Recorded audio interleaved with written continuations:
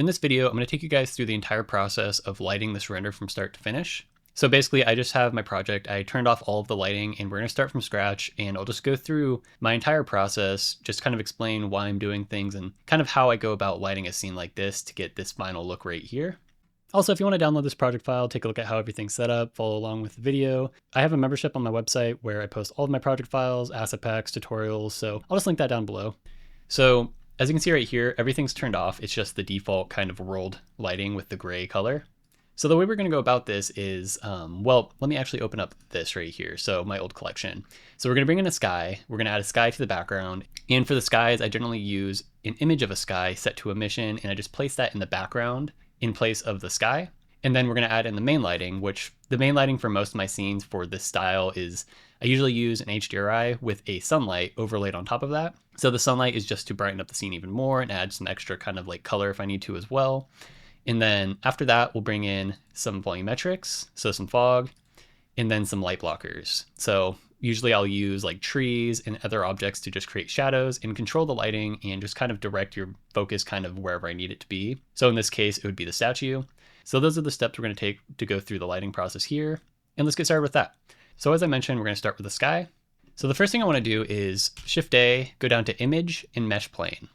And I have a skies collection right here. This is just a bunch of sky images that I've gotten from, well, in here, this is a lot of like Pexel and Unsplash images. So a bunch of just stock images of skies. I also have some packs from Visuals of Julius. He's got a bunch of good high quality skies. And then also a Max Hay pack as well. So I think I'm just gonna go through here and I'm just gonna choose a daytime sky.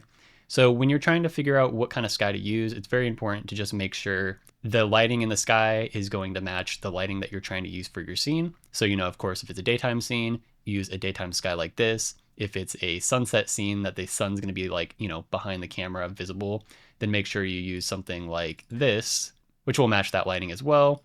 And then, of course, a nighttime sky if you're making a nighttime scene. So I'm going to choose just something in here. I don't remember exactly the sky that I used for the final, but I'm just going to choose something that looks pretty good for this situation. So I'm going to do this one. This one's kind of standing out right now. I like this one. So once you select this, you can go over here to Material, set it from Principled to Emission. This isn't 100% necessary. It just kind of saves you some time by taking care of a few steps beforehand. So once you got that, you can do Import Images as Planes. All right, so now we have our sky imported in here. And if I just move this over, you're going to see this is just the image on a plane. And it's, you know, just got an emission. So it's actually emitting light. So we could position this just behind our scene, you know, G, move this over here and scale it up and then try to rotate it into place, which is easy enough, but it's kind of, you know, takes a sec.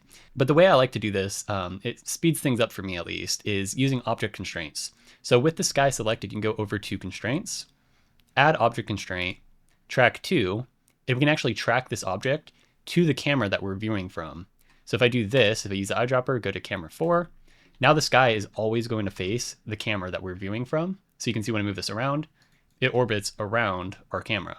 So I can just click G, move this all the way in the background, go into camera view, G to move this over into place, kind of position this in the middle of the frame right there. And as you can see, if I move this around, it's always facing the camera no matter what. And I don't have to like manually position this or anything. I can just, you know, have this always orbit exactly how I need it to be. And now you can see when I move this around, it's always facing the camera. And this just makes it really easy to position into place. Also, sorry if there is a lot of background noise right now. They're currently tearing down the building right next to my apartment complex.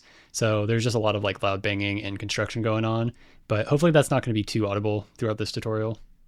So a couple things to note. When you're positioning this, you don't want to, of course, see the border of the sky. You don't want to see this. So make sure that's hidden. In this case, these objects down here are blocking this whole area down here. There's also some cliffs down here blocking this section. So I can't actually see that in the image, but you know, if you have a lower horizon, make sure none of that is visible. So one thing to mention too is make sure you match the direction of the lighting in the sky with the direction of your scene lighting. So as you can see right here, the lighting's coming from the left side and I've got some clipping issues right now. Let me just go to view. I'm just gonna add an extra 0. There you go. So the lighting is coming from the left side here.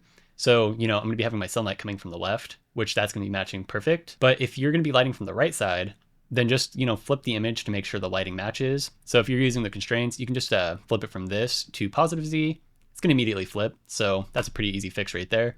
I'm going to use this though, just because the lighting needs to be coming from this side. And yeah, so pretty easy. Takes like less than a minute to set up. And we got the positioning taken care of, but let's also edit the actual material now. So as I mentioned when we were importing this, I set it to emission beforehand, but if you actually import it as principled, then color would be set into base color. Just, swap that into emission, set this to 1, and then set the white color to black so that it's not faded or anything. I'm actually going to just take this out because I don't actually need alpha or anything. So generally, I'll make some adjustments to my sky. Right now, it looks fine, but I usually want to add a little bit of like contrast and saturation just to kind of make it look a little bit better.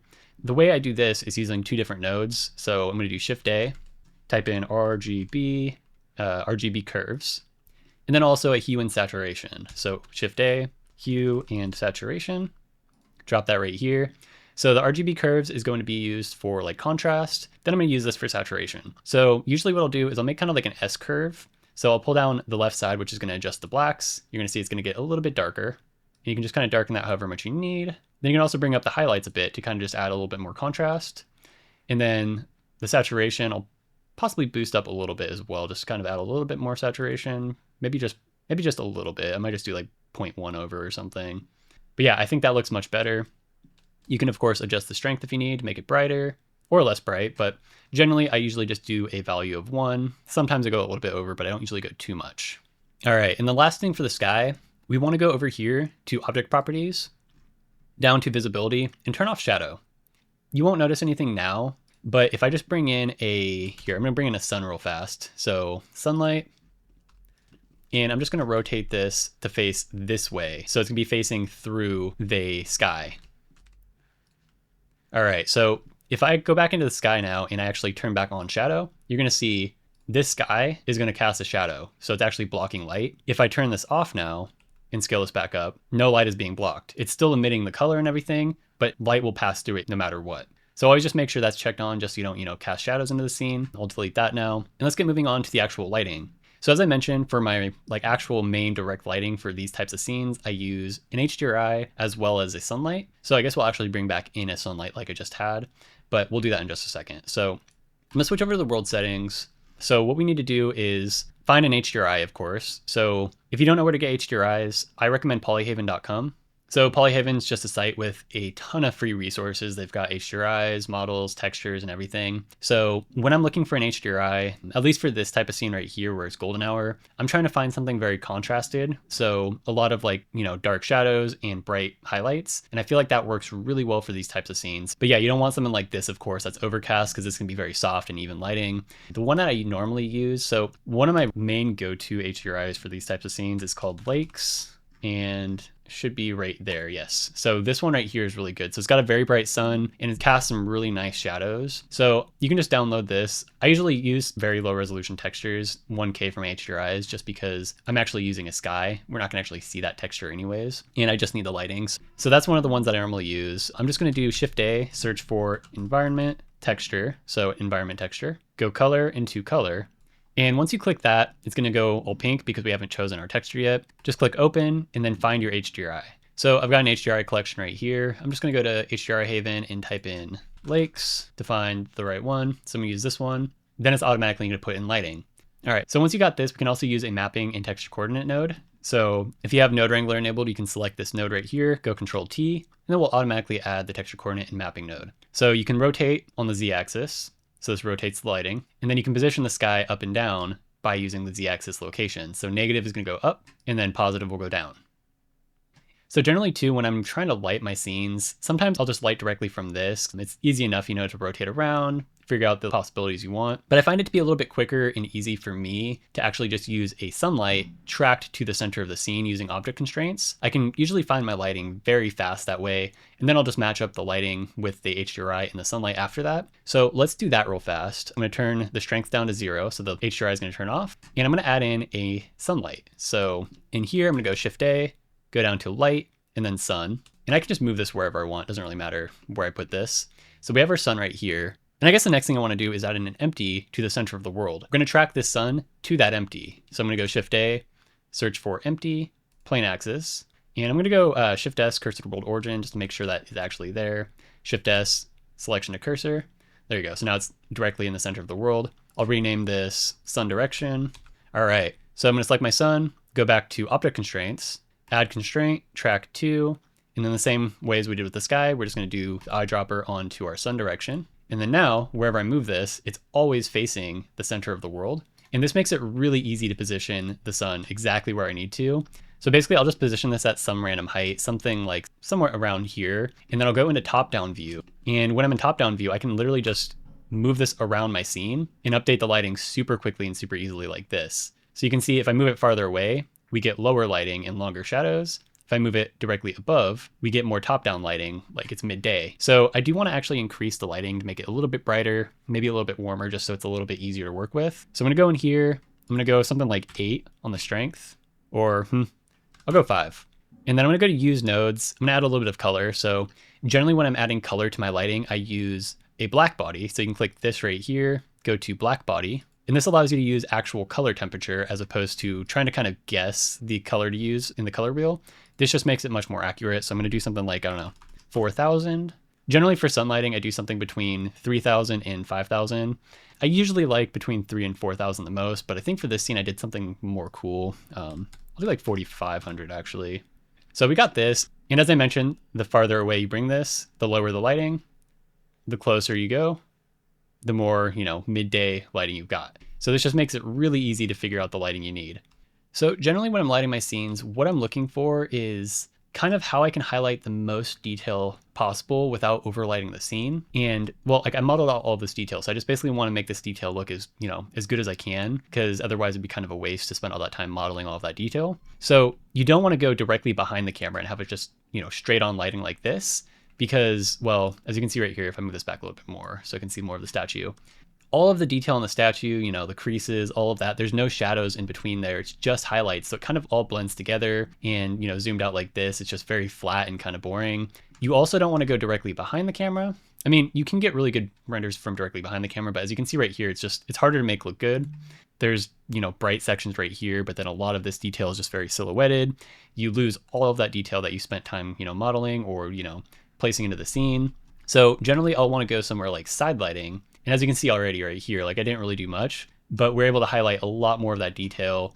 If I go a little bit more this way, like you can see right here, like just on the face, one side is shadowed, the other side is highlighted. And then in between all these details, there is highlights and shadows, just kind of, pushing that detail even more forward and making it more visible and just, increasing the quality quite a bit more. So I really want to go for like something kind of like a nice balance between highlights and darks, nothing that's too over the top. And also when I'm trying to like position the lighting, I want to make sure this area right here, the focal point, has the brightest amount of lighting, the like most focus and, looks the best. So something like this is usually pretty good. I have the statue kind of facing at a 45-degree angles. So kind of having a lighting going this way so that it's able to just really kind of hit this whole side of the face really nicely. And same with like the body and the shell. That's kind of what I'm looking for. So I'm just going to kind of position this around.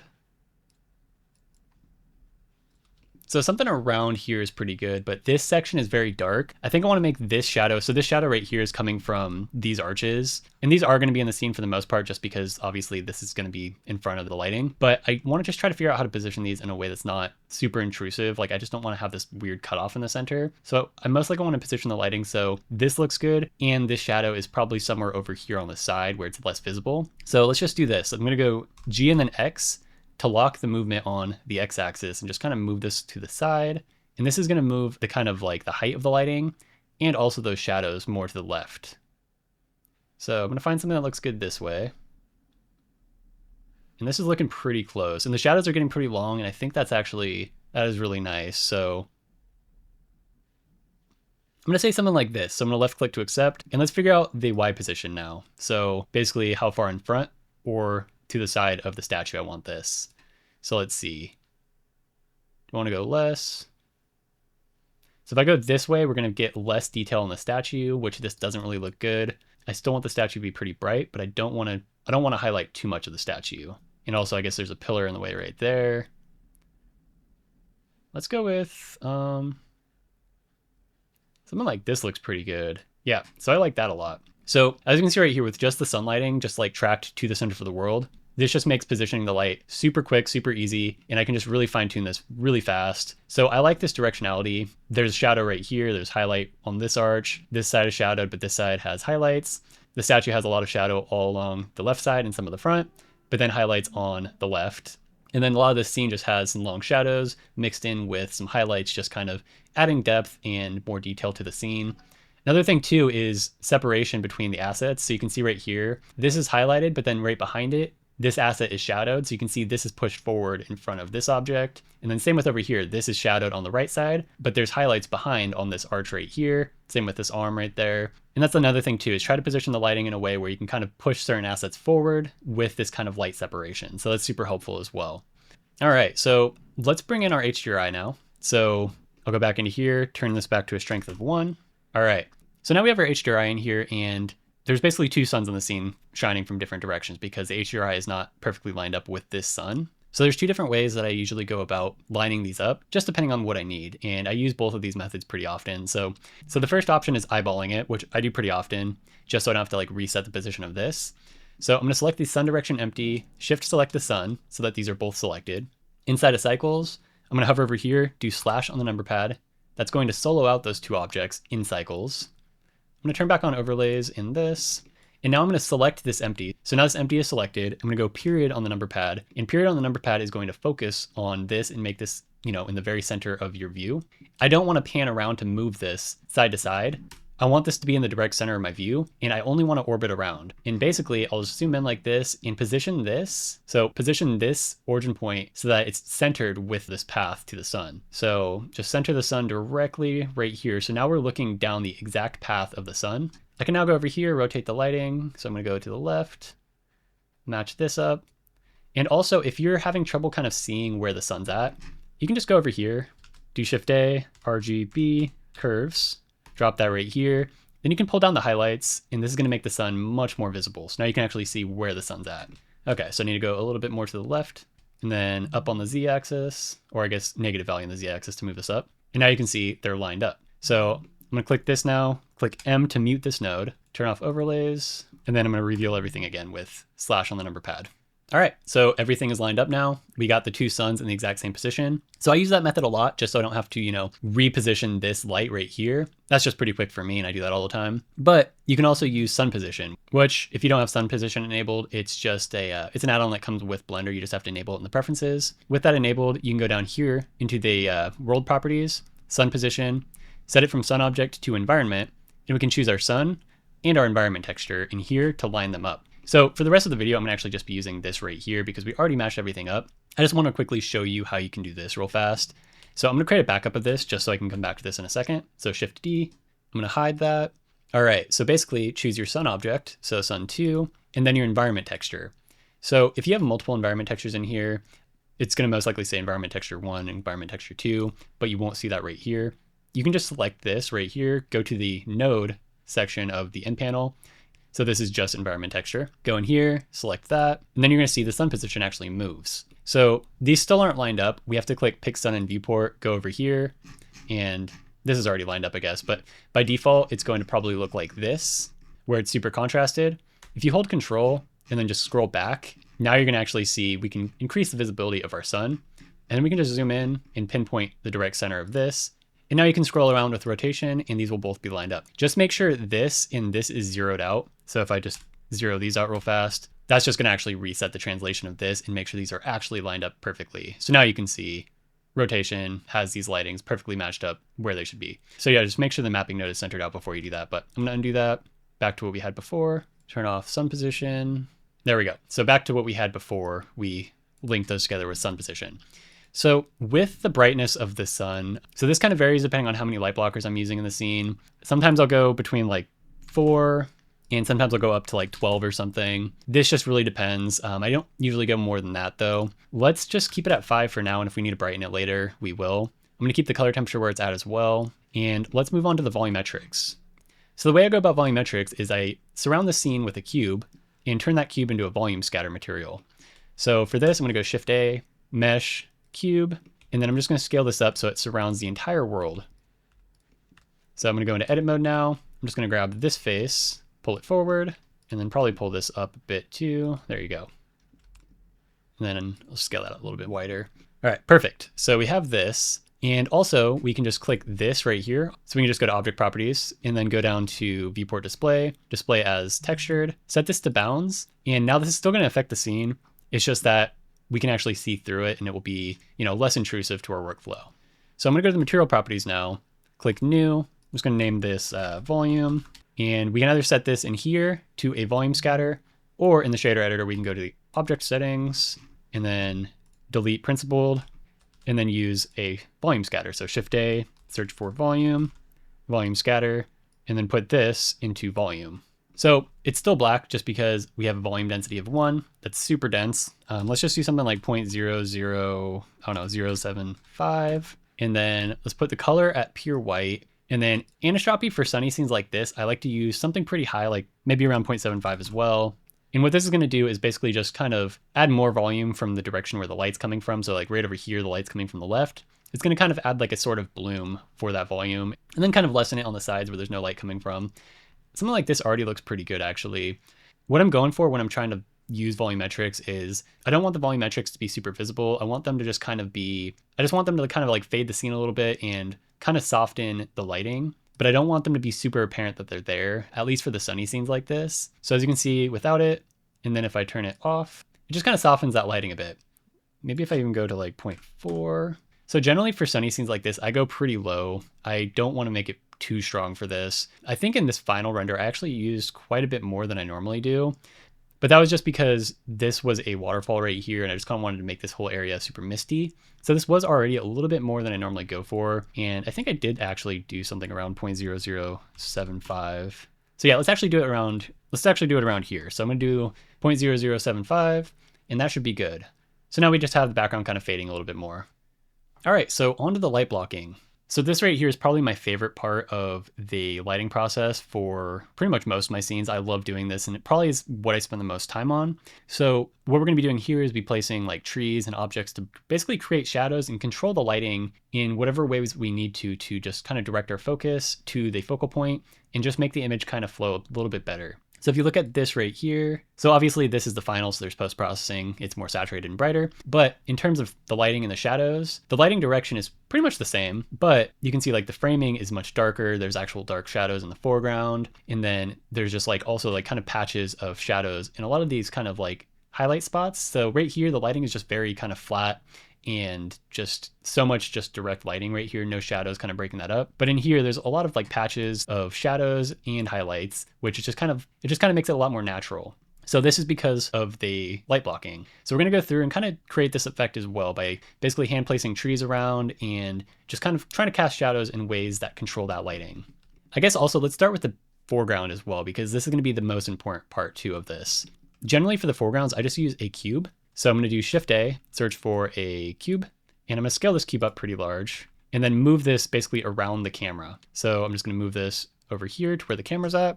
So now the camera's inside of here. I'm going to move this up a bit, probably scale this up too as well. So it's kind of like the same size of this kind of hallway.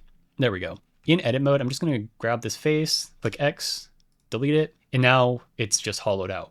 So now as you can see, this is a bit stronger than I need, but we just blocked so much of that backlighting. So even if I don't surround the camera, so if I just pull this back and it's not actually surrounding the camera, we're still going to notice that it's actually absorbing a lot of that backlight.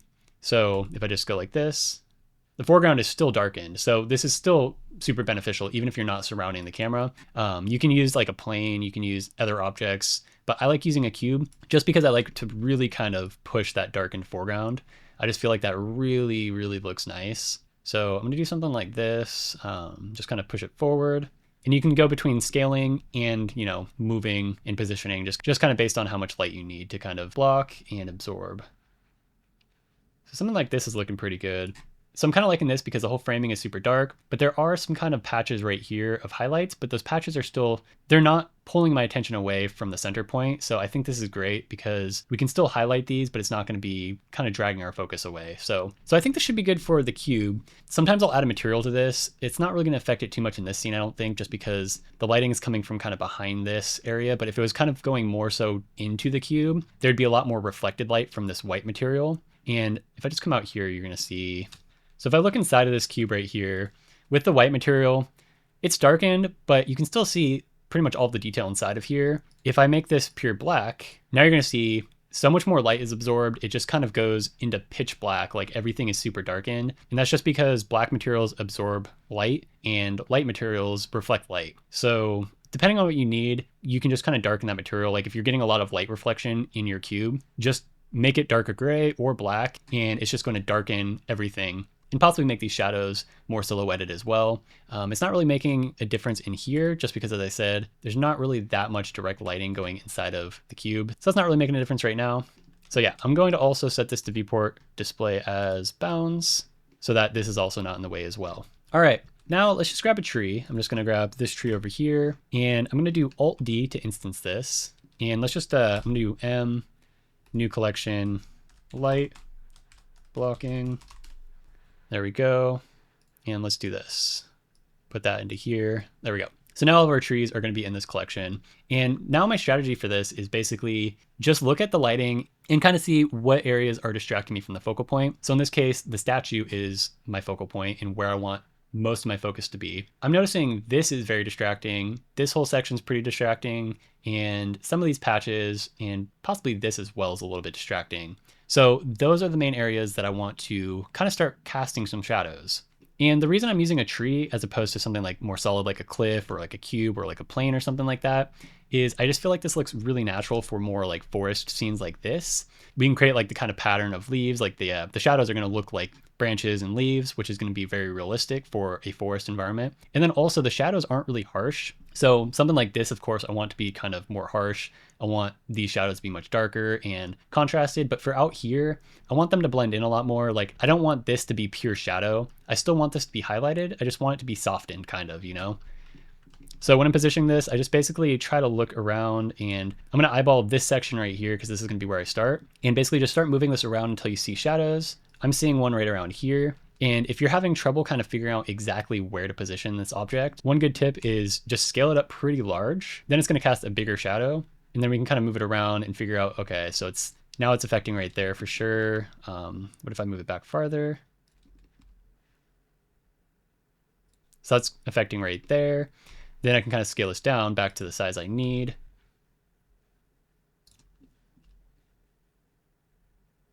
So this is also affecting the wing. And I think that's because it's too close to the camera. I need to move this back a little bit farther. So that's only affecting the arches. And yeah, so now it's actually affecting just the arches.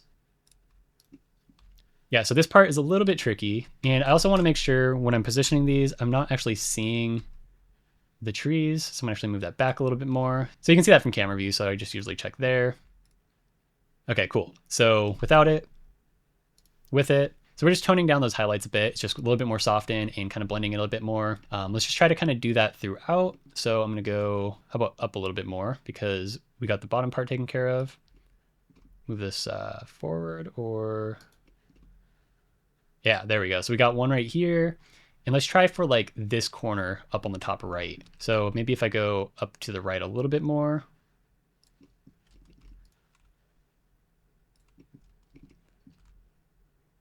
And I might speed through this a little bit while I work on this part. And we're probably not going to get something exactly like my my final render, just because generally when I'm doing this, I spend a lot of time just kind of perfecting the exact placement and just kind of focusing on the very, very small details that probably aren't really too noticeable, but do make a difference. So I don't really want to make this video super long, but I want to get something that's pretty close still. So as you can see, I just added a shadow right there. If you want it to be darker, you can just do Alt D and just kind of slightly move it around, but not move it too much. And it's just going to darken even more. So sometimes I'll do that too. I'll just make some kind of clusters of trees, just very closely overlap, just to kind of darken that detail a bit more. Okay, so that took care of right here. So let's move on to these columns right here on the right. So that's most likely going to be in this range right here because the light's coming from this direction. If you're struggling still too, so like even if you scaled it up and you still can't figure out exactly where to position this, you can also go into cycles, and I'm just going to do Shift tilde to go into fly mode. I'm just going to fly over here where I want to create these shadows. So right here, and then look to the sun. So now I can see the sun's right around here. So I'm going to do Alt D, duplicate this tree, and then G in camera view, or I guess in cycles, and then move this kind of until it's directly in front of that lighting. So something like that, maybe a little bit more this way. There you go. So something around here. If I go into camera view, yeah, now we're getting shadows over here. Sweet. So now I can start positioning this around. I'll scale it maybe. And as I mentioned, I don't want to cast super dark shadows. I just kind of want to tone down the lighting a bit so it's not so like distracting and apparent. So maybe we'll start with the kind of border over here, and we'll start with something pretty dark and then move into some more kind of minimal shadows over here. So maybe I'll go down a bit. I did a nice kind of shadow right there too, actually, so I might keep that. Okay, let's go up a bit and more to the left. So it's probably going to go something like right there. Scale this down. Nice. All right, that looks pretty good. I'm seeing this though. I don't like this pillar. So that's probably a little bit more over here. Yeah, so that casts it kind of on the bottom. And if you've never done this before, it's probably going to be pretty tricky and kind of confusing. It will get easier the more you do this. I do this in almost every single project, so it's pretty easy for me to kind of figure out exactly where to position things in relation to whatever composition I'm working on. But it will probably take you some practice to kind of get used to. It is a little bit weird of a process sometimes to kind of figure out. I'm going to try to work on this section now. So that's most likely coming from over here. Let's scale this up just so I can kind of see it better. Yeah, so it's kind of affecting that arch already. Just remember too, like the lighting is coming from this direction. So basically just kind of keep that in mind. So right about here. All right, so that'd be about there. So I'll do one pretty big like this and then some smaller ones to kind of create some darker patches.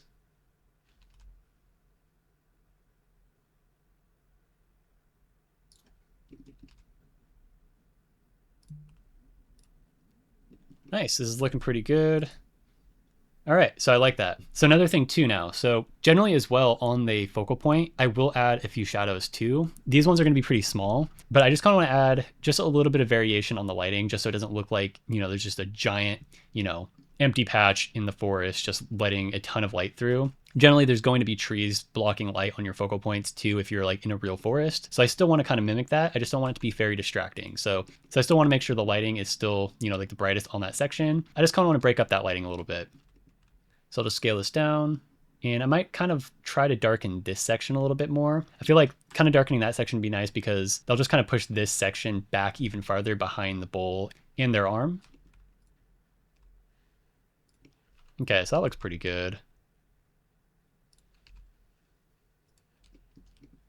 And then maybe one closer to the head. Okay, that looks pretty good actually. Something around here. What if I scaled it up?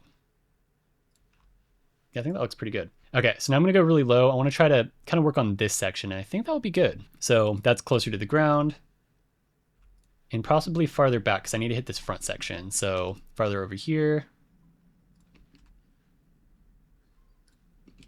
Nice, all right, this is looking pretty good. Okay, so I like that. Maybe I'll add one more right here on this pillar. I think that's just very bright. So I'm gonna move this closer to the camera because that's around this area. So maybe a little bit farther back. It can be a little bit tricky sometimes to figure out. Okay, there you go. So it's right about there. Probably have to move it up a little bit more to go to the right side. More to the left, and there we go. All right, so yeah, now the foreground's a little bit more dim. I do want to brighten the light now. So this is one nice part about the like breaking up the lighting like this is a lot of those very like heavily lit sections aren't nearly as bright now. So I can actually brighten up the scene even more without it kind of being blown out. So let's go back to the light settings and maybe just go like 6. What about 7? There we go. I think 7 looks pretty good. I would add some more shadows right there probably. So maybe like one more on the top over there.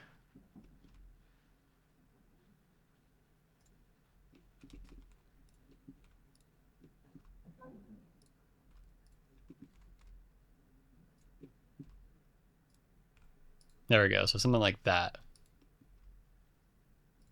Nice. That blends in a lot more. So I guess I actually forgot to keep the, I had these planes for volume right here. Let me actually just bring those in here. So in my final version, I was using these image planes for just kind of simulating the very kind of like detailed fog or mist coming from the top of this bowl. I used actual volumetrics as well, but I used this just for like the very nice detail. And in the final render, I just didn't feel like this was bright enough. So as you can see right here, if I pull back up the render, So this is super bright in the final render. It actually doesn't look too bad in here, but in the final version, it was actually a lot more dim. So what I did here was I actually used a spotlight that was very narrow and only affecting this bowl, or I guess the front side of this bowl, just to brighten up that volume. So a lot of times when I'm working on scenes, if I have the lighting set up perfect and I have all my objects in place and I can't really get the lighting to highlight a certain area in the way I need to without changing the lighting a lot, I'll use spotlights to add lighting that are usually very narrow and only affecting that very specific area. That way I can kind of mimic, the sunlight actually hitting that object without affecting any of the surrounding area and making the lighting look fake. But you do really want to be careful with how you do this because this can make it look way worse and, unrealistic. So you don't want to actually notice that there's an extra light source. You just want that to blend in very subtly and basically look like it's the lighting coming from the actual sunlight.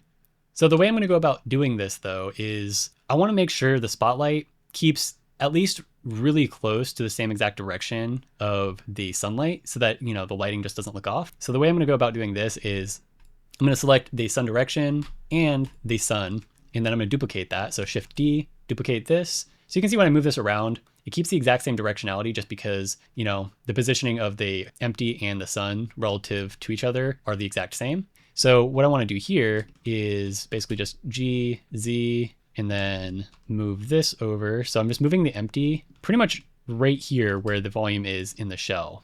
So we have this, perfect. And then the second sun right here, so this new sun, I'm gonna switch this to a spotlight. I'm gonna increase the size of this. So I'm doing S to scale this up. That way I can see the entire path that this fills out. I'm gonna make sure this is on local mode and not global, because in local, I can actually just move this forward without changing the path that it's on. So I can move this closer, something like this. I think it's in a tree right now. It's actually directly in a tree. So I'm gonna do this. I'll move it a little bit closer until it's not in a tree. All right, so now I wanna go over here to the spotlight size, shrink this down so that's only hitting where I need it to. So not even the entire bowl. I just really wanna highlight only the volumetrics. Okay, so I might move this up a bit. So I'm gonna grab the empty and the sun.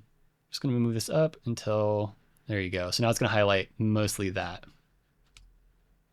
All right. So it's really low right now because we're using a sunlight. Now it's a spotlight, so we have to go a lot stronger. Let's try 100. Let's just try 1,000, just see what that does.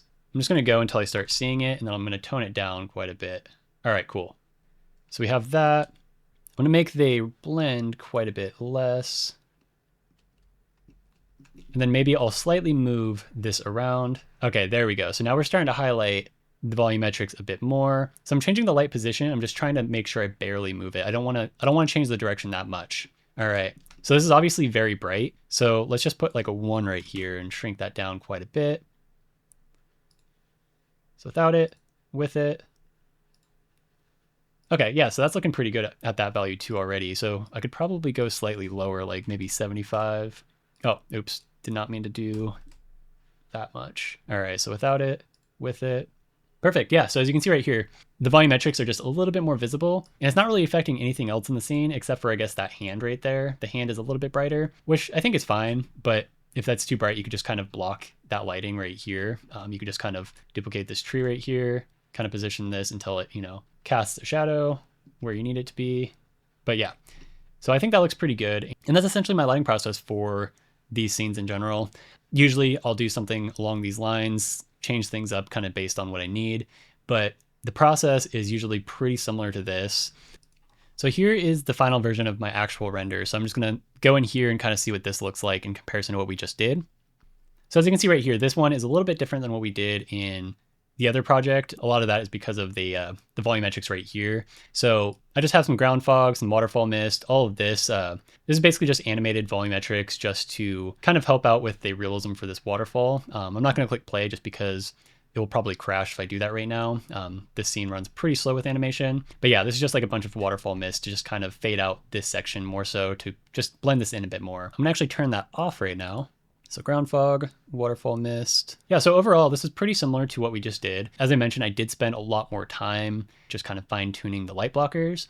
But overall, this is really close to what we did in our other version. Yeah, so we have our light blocker cube. This right here surrounds our foreground. We have the trees floating around, kind of just, scattering shadows wherever we need to control the lighting. And then we have, I guess in this scene, I did 2 spotlights. So in here, I have this one, basically the exact same position as we did in the other scene.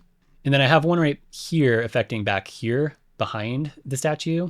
In the other scene, that section was already a little bit too bright, so I didn't have to do that there, but in this scene, there were light blockers kind of blocking this section, which I didn't want to move, so I just used a spotlight to kind of bring that back up. But yeah, overall, this is essentially the same. And as I mentioned earlier, you can get this project file on my Sweeper 3D membership on my website. I'll link that down below. On my membership, I post a bunch of project files, asset packs, way more tutorials, and then also on my website, I have full courses as well. So if you want to learn the entire process of creating a render step by step with all assets included, then you can get one of those as well. So yeah, hopefully this video helped, and I'll talk to you guys on the next one.